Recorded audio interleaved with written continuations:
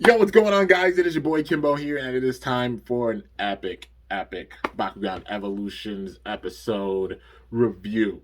So I had to go Ash Ketchum with this one and put my hat backwards because that's just what happened with this season. Episode 15, man. Everything getting turned on its head. The point where all hell breaks loose and we get the true things. We get the true build up for the rest of the season.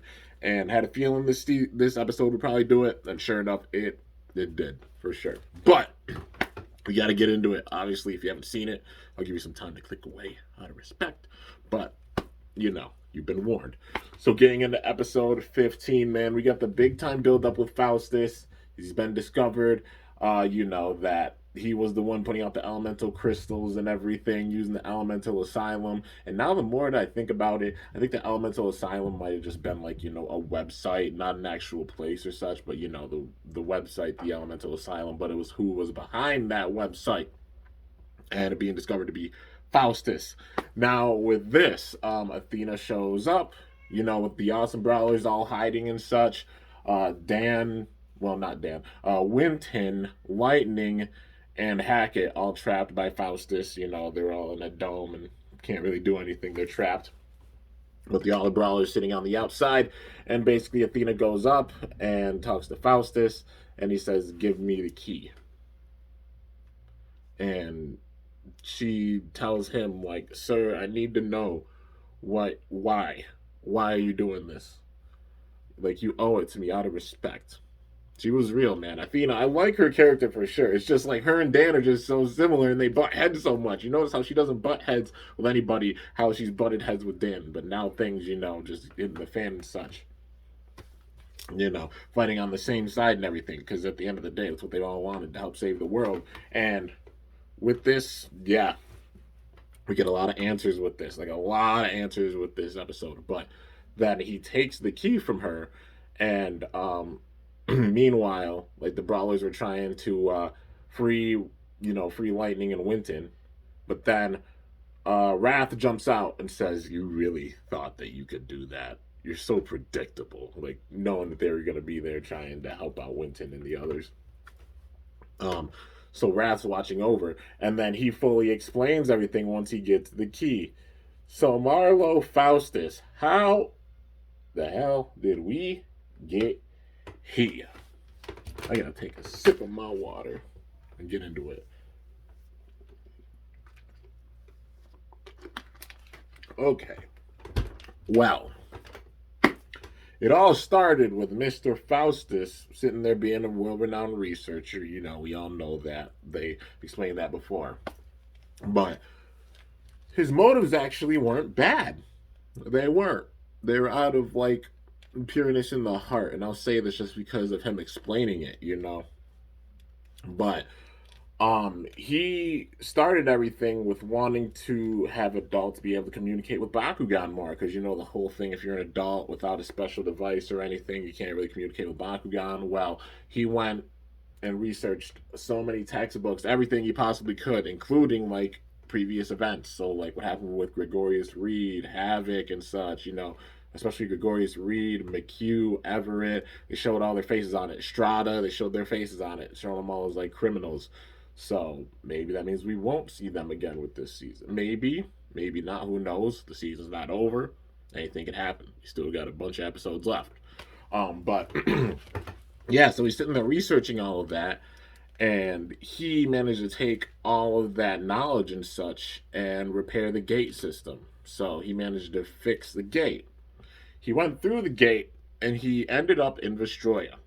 In particular, he ended up in Hayora, the world of Chaos. Hayora, I'm telling you, man, they had the potential to make a freaking video game like how the Battle Brawlers game was, because they have all different worlds like Ventana, Hayora, Darkavia, Pyrule, Auropolis. They're all there, no doubt, man. Mental for all of them.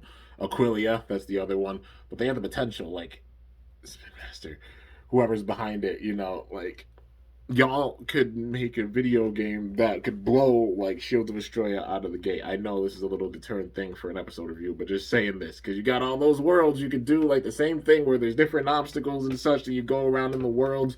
You can incorporate the gate like the gate card system with it, the normal way of playing the game. If you want to, and you really start promoting the TCG, you can implement like a pro mode where you have like the actual cores, like the hex cores there that you can land on and such. Like, come on, man, and incorporating the cards with it, that game would sell like insane for sure. Like, it would sell insane. Definitely, let's keep it in mind because you do a battle brawler style and such too. It could be one of the greatest Bakugan games of all time and the greatest one for the reboot because you could definitely do better than Champions of Australia, honestly. But yeah, not that it wasn't a fun game. It was just really tedious, and the battles were so long with it. But that's my piece with that. But getting back into it, man, he goes to Heora, and that's where he meets Wrath. And afterwards, they just went to a big time field, and his goal was to sit there and accumulate elemental energy and letting it out with like the crystals and everything. So, at first they said there's no way you can contain elemental energy.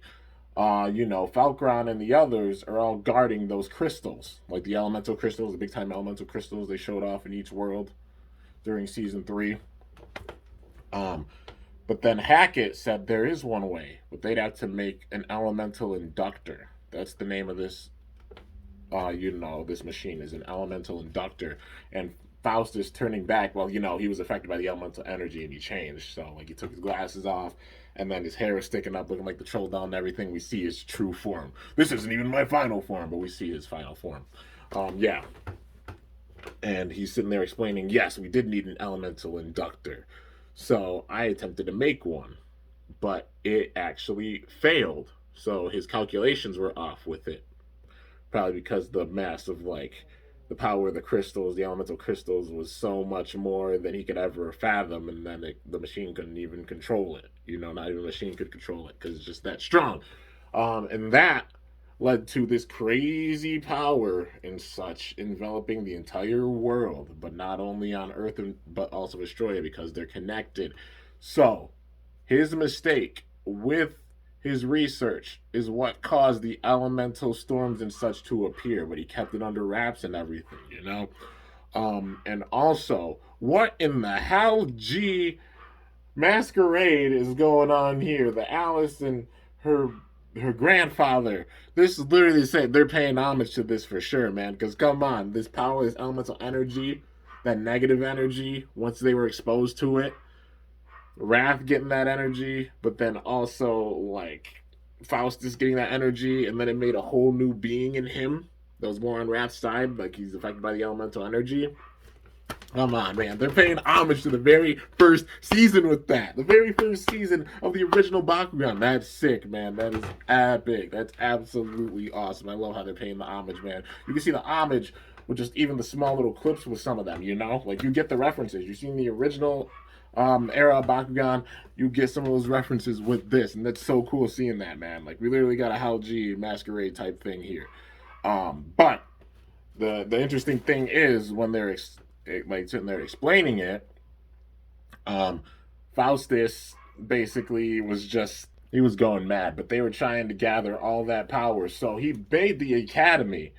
Obviously he's been like corrupted by the elemental energy. It's kind of like a mixture of like what happened to Masquerade and Alice, but like the V virus too, like the negative energy and such. Like, yeah, like little elements of that. Except it doesn't spread like, you know what I mean? Like the elemental energy can make it where it brings out, like when people get really upset or such, it brings out that crazy power, and that's why people can't control it. Because just that anger and hatred and everything, and all that power makes it where Bakugan go berserk. We've seen it with this season. But he made the academy basically, as I said, so everybody's sitting there, and I called it, man. Everybody's sitting there doing all these battles and such, but he's accumulating that energy from all those battles into the elemental inductor. And then he's going to use that power and give it all to Wrath. So the thing with this is that it's not just Marlowe Faustus. Like, Marlowe Faustus isn't like the big evil here. Like, he got corrupted by that elemental power and he was used as a pawn. Just like how Villock used Gregorius Reed as a pawn in order to get what he wanted. We got that with this. So Wrath is the big bad here because Wrath is the one that told Faustus he should make the elemental inductor and such, but the power wasn't as much as he Well, he wasn't expecting him to like fail with it, so it scattered all that energy. So over time, they had the brawlers and such at that element, the Bakugan Academy gathered that elemental energy, and he collected it in that machine. And then with that, yeah, this is where all hell breaks loose. But of course, we got some battles going on here and such. They're all trying to face Wrath, and I mean, at the beginning, they're putting up good fights, but Wrath is it's just so strong, man. And then Wrath accumulated a lot of that power already, but then he was gonna take all the power from that inductor because it's all the elemental energy that's been stored, and they took all that energy and put it into the inductor for this. Um, gather the rest of all the power there was on Earth and put in the inductor so they can give it to Wrath. So Wrath can be the ultimate Bakugan. Now we got all these battles going on and such. Wrath takes out Pharaoh. He shuts down Pharaoh, Ajit's out, you know.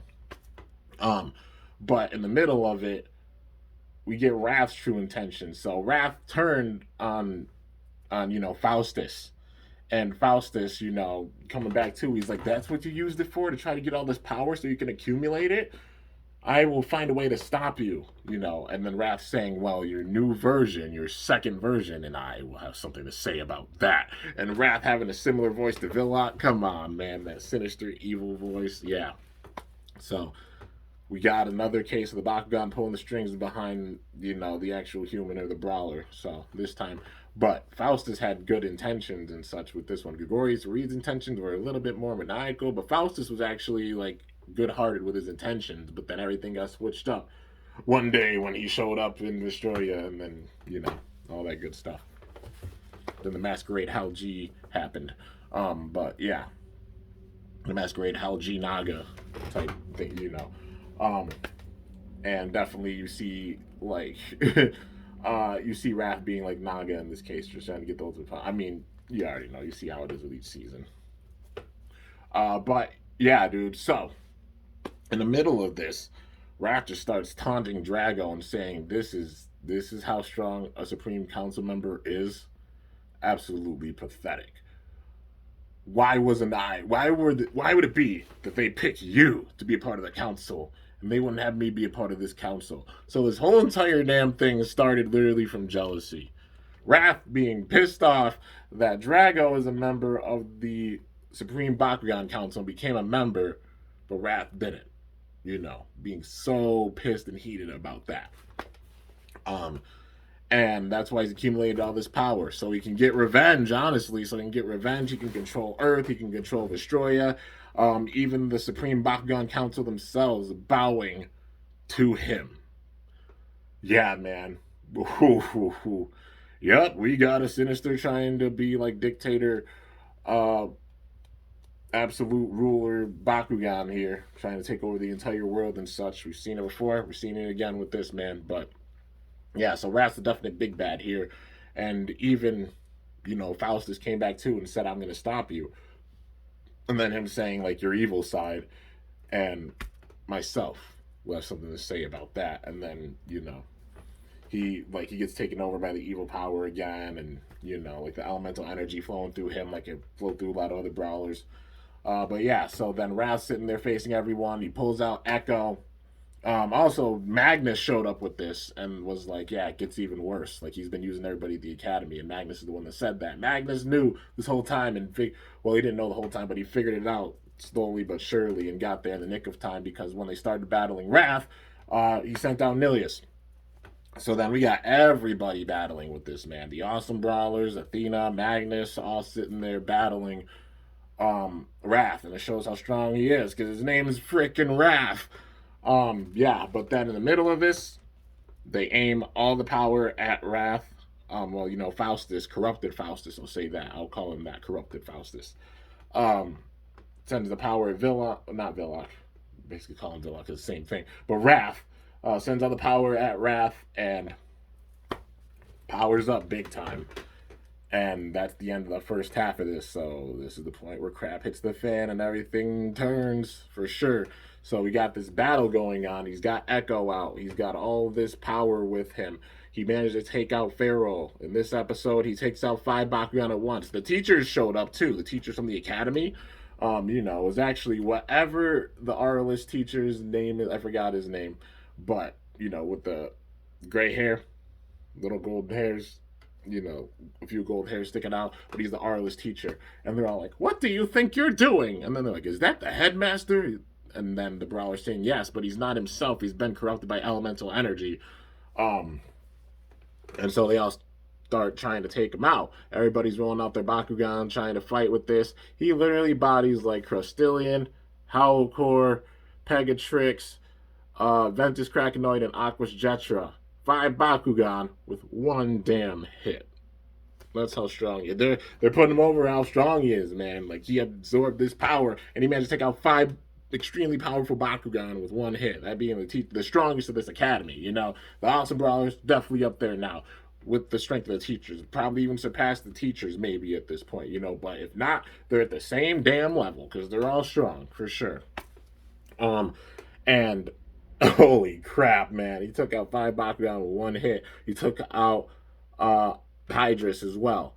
Everybody's starting to slowly go down. But then Pegatrix, before Pegatrix went down, put out this beam. And then a Jeep made it where they were all flying away from that area because it was dangerous. Because they attacked the machine. And then, like in that window where they were blinded by Pegatrix's special move, they attacked the machine. And then they just went out of the way, out of the blast zone. And Wrath was like, "We have enough power. It doesn't even matter. I already have enough power that I could use it to crush Earth." And they all got nervous at that because he has this much power in his being now. But at this stage, like I said, 5 Bakugan taken out at once. They took out a couple other Bakugan, like Colossus and a few of the teachers' Bakugan, took them out. But the last ones standing are Athena, Magnus, and Dan. And they switch between speed mode. Wrath switches seamlessly through speed mode, not even having to send his Bakugan back. Goes to speed mode, catches up with them, slows them down. They go to strength mode. He switches to strength mode, takes them out there. But then it was down to Blitzfox and Athena were battling themselves, and Faustus looks over at Athena like, "Are you sure you want to do this? You have no chance of winning this." And Athena's like, "I'm doing this for Mr. Faustus, because he knows he's not himself." Like, Athena sees that, being with him so long. And she's like, "I made a promise, and for that to happen, I have to defeat you, Rav. I have to beat you here and now." Then sends out Blitzfox. First of all, Magnus sends out Nilius. He has Nilius, and then has Widow. But then the Nano Gear. So we saw him do this before, where Nilius and Widow combined, new form, does some damage to Wrath. Same thing with Athena. So Blitzfox combines with Scorcher, gets her Nano Gear. And they're all shocked, like, Athena just used Nano Gear. Gets a big time attack in, gets weakened. But then that power was enough to uncorrupt Faustus, and he fell to the ground and collapsed and everything. But then Wrath came in for a hit, takes out Blitzfox. So Blitzfox goes down. It's down to Dan and Magnus with this. So in the middle of that, she was like, "Blitzfox." And then it's just down to Magnus and Dan. And then Wrath gets a nano, Nano Gear. Combines with Echo. And they're combined, and then now it's like Wrath and Echo versus Magnus and Widow. Well, Nilius and Widow. And they're facing off, but in the middle of that, Dan sends out Drago. He sends out Fury, and then he grabs the core. Magnus looks over like, "What?" Because Dan's a genius brawler. You already know. He'd be sporadic with stuff. But he's like, if Magnus and Athena can do it, then I can too. Sends out the Nano Gear. The core makes Nano Gear for Drago. So Drago and Fury combining. Hit him with that Sword Fury. I think that's the name of the move. Big time hit. Does insane damage, over 9,000 or something. And we see Wrath get defeated. They managed to beat Wrath with this. And everybody's just looking like Dan and Drago just defeated Wrath. Like Leah said that and was completely shocked. And then yeah, all the teachers are around. They walk up. Well, Athena walks up to Faustus, makes sure that Faustus is okay, and then Faustus is like, Athena, because the elemental energy is away from Faustus now. And then after that, all the teachers are sitting there talking. Like, Winton says that the elemental energies completely vanished from this area, and then the teacher's like, "Oh, thank goodness." And then Sykes comes back with AA Animus reps. You see Kravitz in there. So the big question was like, was it just Faustus or was there a bigger circle with this? And the answer is it was just Faustus. Like everybody else in the school was innocent, even the teachers and such. They were even like, "What the hell are you doing?" So that's the big question. Like, would there be anybody behind Faustus? And the answer to that is no. At least teacher wise, no. We haven't seen Crystal Blue in a bit, so I'm just kind of like, I don't know. Like, yeah, we saw everybody with this. Like, Hackett was there. Crystal Blue wasn't there. Sophie also wasn't there. So, like, Sophie and Crystal Blue both still being out there with the season, or they showed them off. I don't know. They could bring them back with this in some way, shape, or form. Like, time's going to tell with it. Probably Crystal Blue will be a part of it because Crystal Blue's Bend of Destroya, you know? So I won't be surprised if we see her. Sophie, I don't know. Maybe. But I don't know if we're going to see Everett and McHugh because they're, like, considered criminals at this point, or, like, Reed or anybody else. You know what I mean? So, yeah, we'll have to see about that. But like if there's more even to this and we do see them coming back, that would be absolutely insane, man. But I guess time's gonna tell. But it ends off with the big time cliffhanger, and that being Magnus looks over and he's like, "Dan, hey Dan, it's gone. He's gone. Wrath, he's gone." Wrath vanished, so they couldn't get Wrath in custody or anything, or make him accountable. He still has all this power, so at the end they're like, "What does this mean?" And it's a given. I'm gonna give my thoughts on how I see this going down. So, one big thing in his dialogue, he said, like, getting the power of Earth and Vestroya. Wrath got what he needed from Earth, that being all the elemental energy on Earth. Are the storms done and such on Earth for now? Yes, they are. But things are still hellacious on Vestroya. So I see it where Wrath vanished and he went to Vestroya. He's going to go and try to get all the elemental crystals. So he's going to be going after our friend. And this is how they're going to bring them all back in, man. Like Falkron, Sharktar, Fennica, Pinsatar, like seeing all of them with this.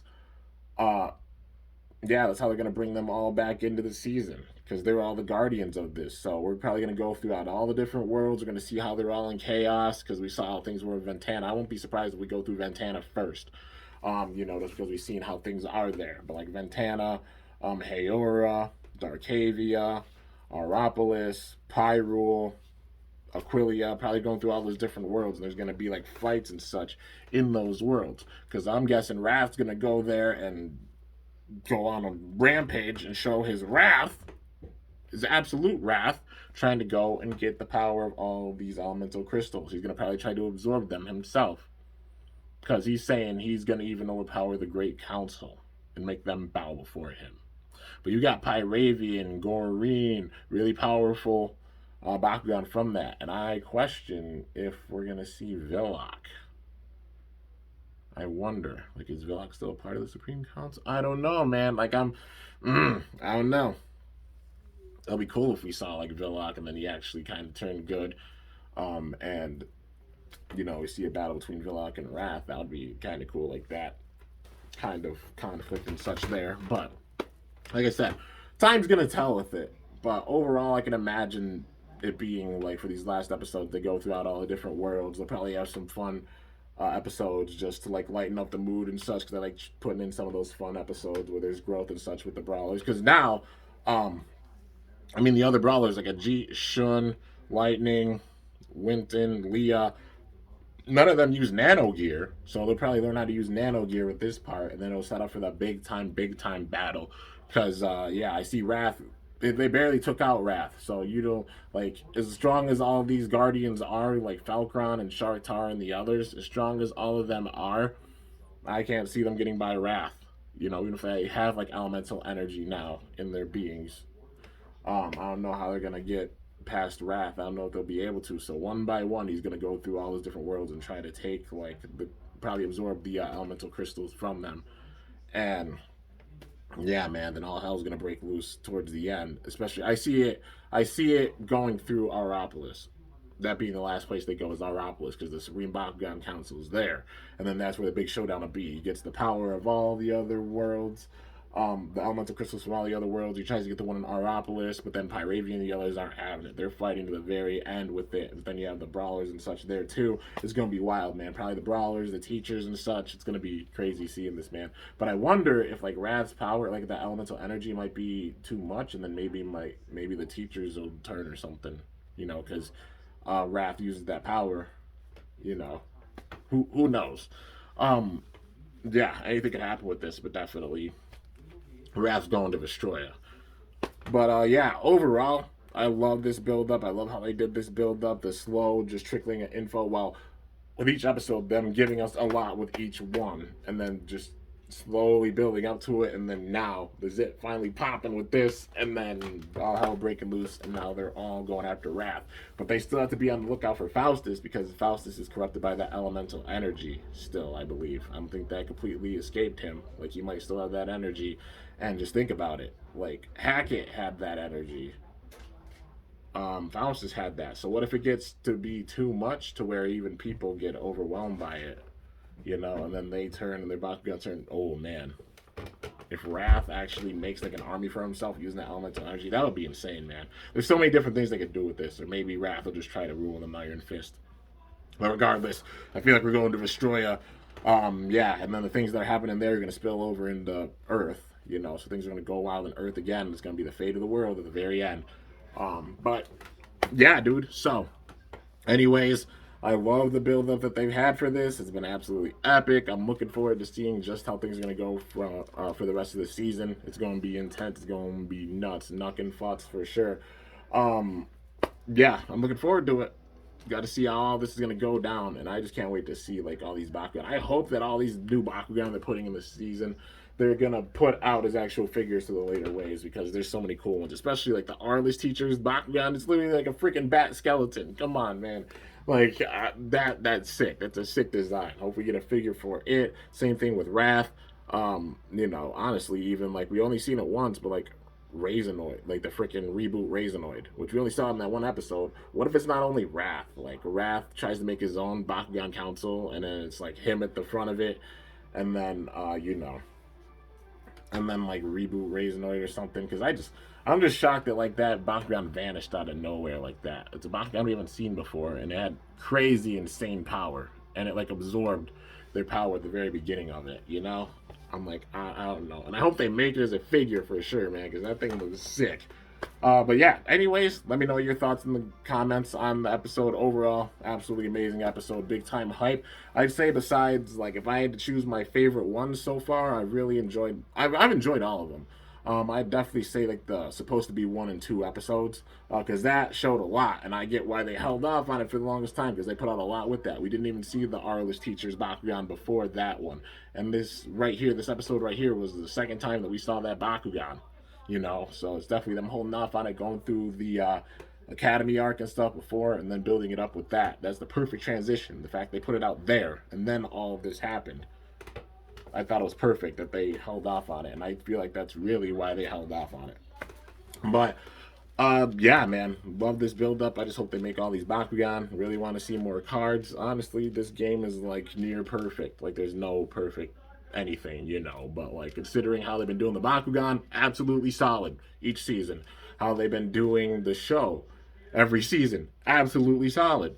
The cards started off on a crazy note and they just slowed down, you know, but just the main thing, getting those cards out there so people can play the pro way of playing this game. And especially if y'all make a second video game that makes up for like Champions of Destroya, because Champions of Destroya felt very, very rushed, man.